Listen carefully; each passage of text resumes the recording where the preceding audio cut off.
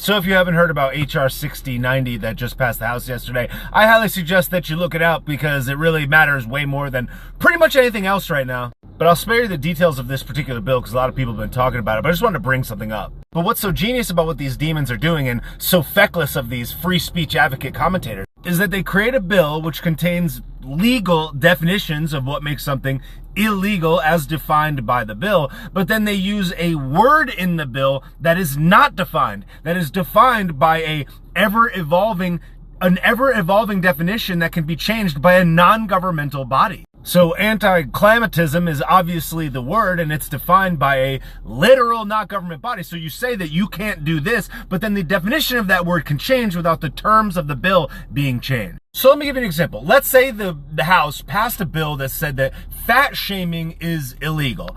But fat shaming, the words fat shaming, is defined by some non-governmental entity. That body could consist of Lizzo, McDonald's executives, Burger King executives, and a bunch of other shadowy figurines. So they say, here's all these definitions of what happens if you fat shame someone. But fat shaming is defined by this non-governmental agency. Right now, fat shaming could be considered as insulting anybody that's considered clinically obese, insulting their weight. But then clinically obese could change from 50 pounds overweight to 25 pounds overweight. Then it could include people that are underweight.